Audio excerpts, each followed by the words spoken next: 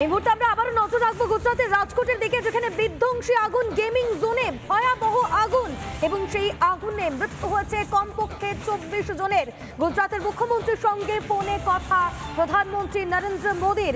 এই মুহূর্তে স্থানীয় পুলিশ সূত্রে যেরকমটা খবর, বিকেল নাগাদ এই আগুন লাগে গুজরাতের রাজকোটের যে গেমিং জোনে আগুন লাগে। ঘটনাস্থলে পৌঁছয় একাধিক দমকলের ইঞ্জিন, পরিস্থিতি নিয়ন্ত্রণে আনার চেষ্টা দমকল কর্মীদের, এবং এখনো পর্যন্ত যেরকমটা জানা যাচ্ছে কমপক্ষে 24 জনের মৃত্যু হয়েছে এই ঘটনায়। দ্রুত ছড়িয়ে পড়ে আগুন, যে ছবি আপনারা দেখতে পাচ্ছেন পুলিশ সূত্রে খবর যে বিকেল বেলায় এই আগুন লাগে এবং ক্রমশ সেই আগুন আরো ভয়াবহ আকার ধারণ করে। কালো ধোঁয়ায় ঢেকে যায় গোটা এলাকা এবং আগুনের লেলিহান শিখা গ্রাস করে গোটা গেমিং জোনকে, এবং এখনো পর্যন্ত এই ঘটনায় মৃত্যু হয়েছে 24 জনের বলে জানা গিয়েছে। গুজরাটের মুখ্যমন্ত্রীর সঙ্গে ফোনে কথা প্রধানমন্ত্রী নরেন্দ্র মোদী।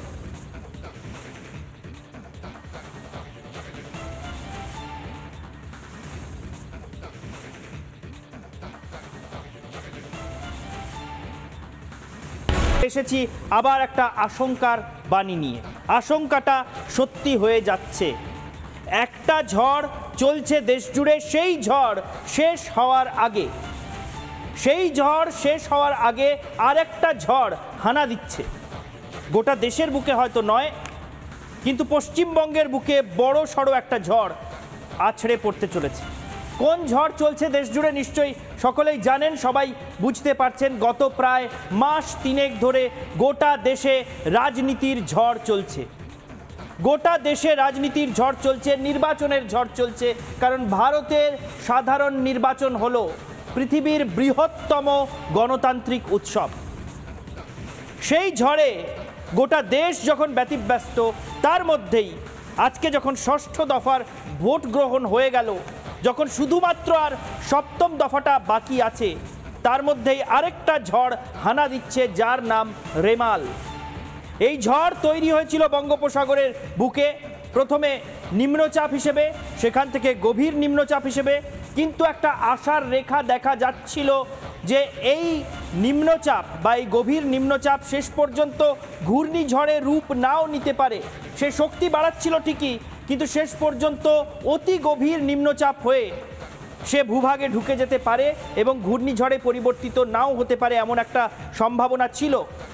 আবহাওয়া দপ্তর আশায় বুক বাঁধছিল যে হয়তো দুর্যোগটা আসবে না, কিন্তু তা হলো না।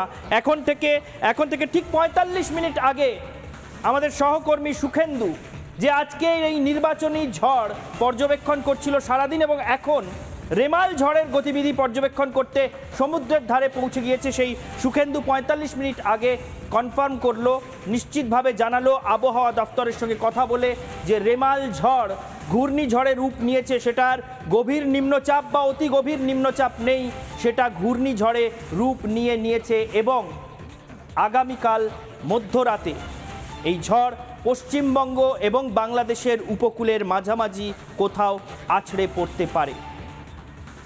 শেষ ঘোষণাটি শুনবেন মনোযোগ সহকারে। 11টা থেকে ধরুন 11টা থেকে রাত্রির 1টা, ওই রকম সময়তে সাইক্লোনটি আমাদের বাংলাদেশ কোস্ট এবং অ্যাডজয়নিং যে আমাদের পশ্চিমবঙ্গের যে কোস্ট আছে এটিকে ক্রস করার সম্ভাবনা আছে।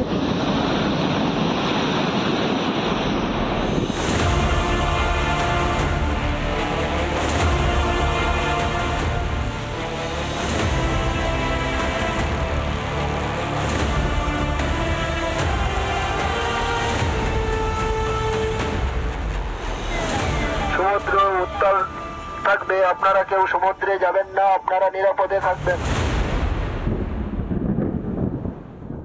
এসেছি আবার একটা আশঙ্কার বাণী নিয়ে। আশঙ্কাটা সত্যি হয়ে যাচ্ছে। একটা ঝড় চলছে দেশ জুড়ে, সেই ঝড় শেষ হওয়ার আগে আরেকটা ঝড় হানা দিচ্ছে। গোটা দেশের বুকে হয়তো নয়, কিন্তু পশ্চিমবঙ্গের বুকে বড় সড়ো একটা ঝড় আছড়ে পড়তে চলেছে। কোন ঝড় চলছে দেশ জুড়ে নিশ্চয়ই সকলেই জানেন, সবাই বুঝতে পারছেন। গত প্রায় মাস তিনেক ধরে গোটা দেশে রাজনীতির ঝড় চলছে। গোটা দেশে রাজনীতির ঝড় চলছে, নির্বাচনের ঝড় চলছে। কারণ ভারতের সাধারণ নির্বাচন হলো পৃথিবীর বৃহত্তম গণতান্ত্রিক উৎসব। সেই ঝড়ে গোটা দেশ যখন ব্যতিব্যস্ত, তার মধ্যেই আজকে যখন ষষ্ঠ দফার ভোট গ্রহণ হয়ে গেল, যখন শুধুমাত্র আর সপ্তম দফাটা বাকি আছে, তার মধ্যেই আরেকটা ঝড় হানা দিচ্ছে, যার নাম রেমাল। এই ঝড় তৈরি হয়েছিল বঙ্গোপসাগরের বুকে, প্রথমে নিম্নচাপ হিসেবে, সেখান থেকে গভীর নিম্নচাপ হিসেবে, কিন্তু একটা আশার রেখা দেখা যাচ্ছিল যে এই নিম্নচাপ বা এই গভীর নিম্নচাপ শেষ পর্যন্ত ঘূর্ণিঝড়ে রূপ নাও নিতে পারে। সে শক্তি বাড়াচ্ছিল ঠিকই, কিন্তু শেষ পর্যন্ত অতি গভীর নিম্নচাপ হয়ে সে ভূভাগে ঢুকে যেতে পারে এবং ঘূর্ণিঝড়ে পরিবর্তিত নাও হতে পারে, এমন একটা সম্ভাবনা ছিল। আবহাওয়া দপ্তর আশায় বুক বাঁধছিল যে হয়তো দুর্যোগটা আসবে না, কিন্তু তা হলো না।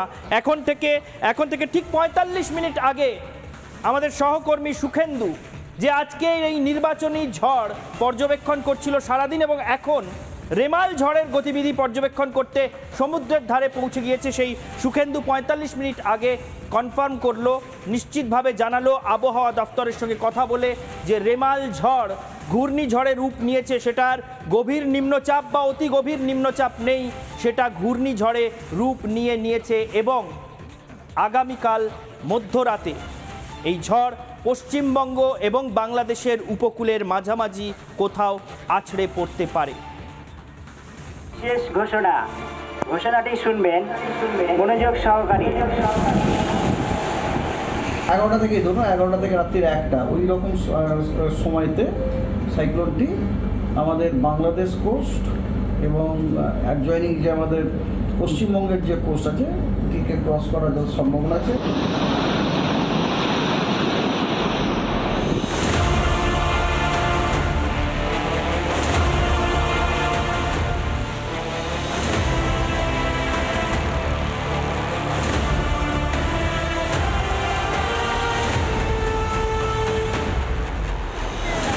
সমুদ্র উত্তাল থাকবে, আপনারা কেউ সমুদ্রে যাবেন না, আপনারা নিরাপদে থাকবেন।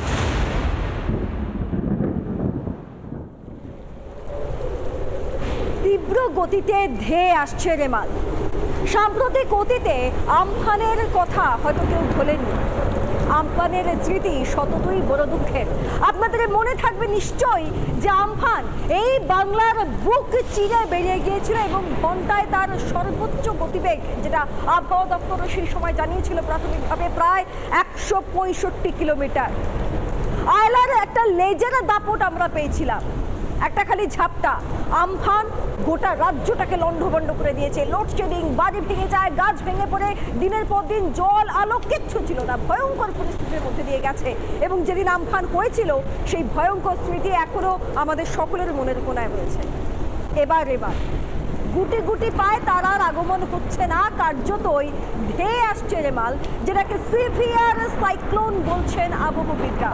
সিভিয়ার সাইক্লোন, যার সর্বোচ্চ গতিবেগ হতে পারে ঘন্টায় ১৩৫ কিলোমিটার। হ্যাঁ, আর এই রেমাল আগামীকাল আছড়ে পড়বে, ঘূর্ণিঝড় আছড়ে পড়বে আমাদের পশ্চিমবঙ্গের সাগরদ্বীপে এবং বাংলাদেশের খেপুপাড়া, অর্থাৎ দুই বঙ্গের মাঝখানে রেমাল আছড়ে পড়বে। সব থেকে বেশি চিন্তার কারণ উপকূলবর্তী এলাকাগুলোকে নিয়ে। আরও একটা বিষয় আপনাদেরকে জানাই যে ওমান এই ঝড়টার নাম দিয়েছে রেমাল, যার অর্থ বালি। এখন আশঙ্কা হচ্ছে মরুদেশে যেভাবে ভয়ঙ্কর বালু ঝড় হয়, দুই বঙ্গেও কি সেরকমই ভয়ঙ্কর ঝড় হবে? সব থেকে বড় প্রশ্ন, কারণ তার আজ এখন থেকেই পাওয়া যাচ্ছে। দেখুন কয়েকটা ছবি। এই মুহূর্তে ছবিটা দেখে নেব কি পরিস্থিতি তৈরি হয়েছে আমাদের উপকূলবর্তী এলাকায়। দীঘায় জলোচ্ছ্বাস শুরু হয়ে গিয়েছে, সেই ছবি দেখুন। দীঘায় ইতিমধ্যেই জলোচ্ছ্বাস শুরু হয়ে গিয়েছে।